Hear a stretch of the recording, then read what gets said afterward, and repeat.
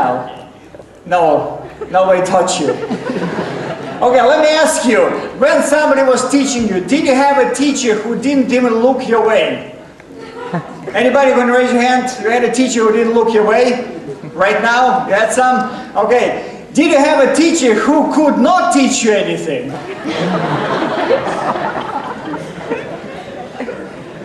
And those of you who were teachers, did you have a student that you thought, oh, we have a long way to go?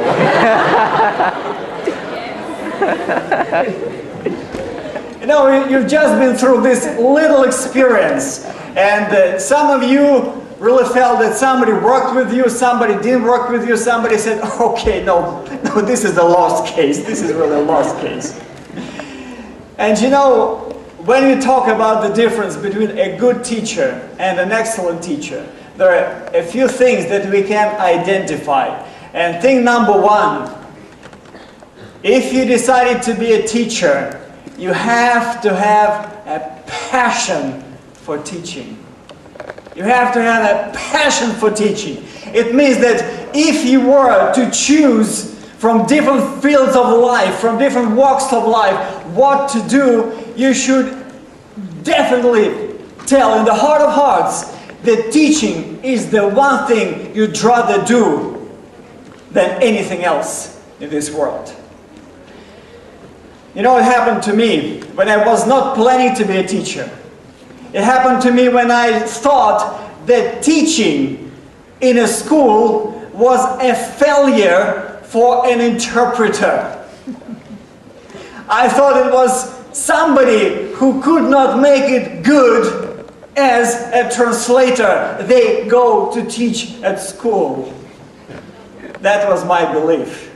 And God has a tricky way of turning things around, because now I'm teaching at a school. And this is my passion, and I love it with all my heart. And if we look with you, as you see, I don't have the Bible verses here, but I do have the references. And if you are putting things down, you can put down those Bible references in your bulletins. So number one is from Matthew 9:35, we read, and Jesus went about all the cities and villages. Just mind you these words. Went about all the cities and villages, teaching in the synagogues and preaching the gospel of the kingdom and healing every sickness and every disease among the people. So he went everywhere. You know, without passion, you're not likely to go everywhere. Because when you go everywhere to teach about the kingdom of God, do you think people always throw their arms around you?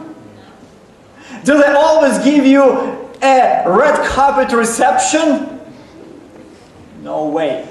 But he had a passion for teaching, and he was going everywhere to teach the good news. So number one, passion for teaching.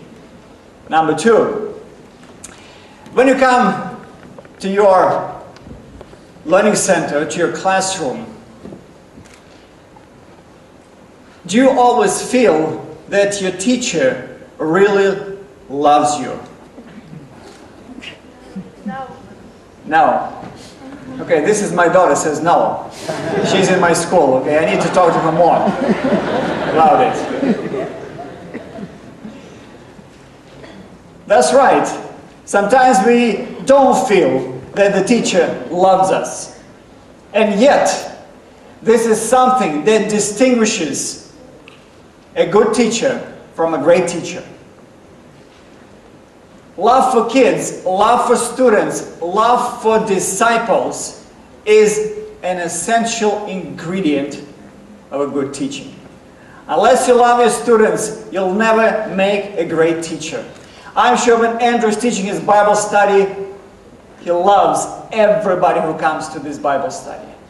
Even those who ask unpleasant and inconvenient questions. Dre, right? No. All right, from the horse's mouth. And in Matthew 19:14 we read, but Jesus said, suffer little children and forbid them not to come unto me. He said very clearly that in order to teach, we need to allow our kids to come to us as they are, to let our students to come to us as they are. And with all their inadequacies, with all their disturbances, with all the difficulties they have, we need to love them just the same way as Jesus loved the children the way they are, without an exception. So this is number 2 that distinguishes a great teacher from a good teacher. Love for the kids and love for the students. Number 3, when you teach, and you've probably experienced it on a short-term basis, when you were teaching somebody, God bless you, in a native language, that you need patience. You need a lot of patience. And sometimes I'm trying to remember how I was as a student to my teachers. Specifically, there was one episode that somehow got recorded in my head.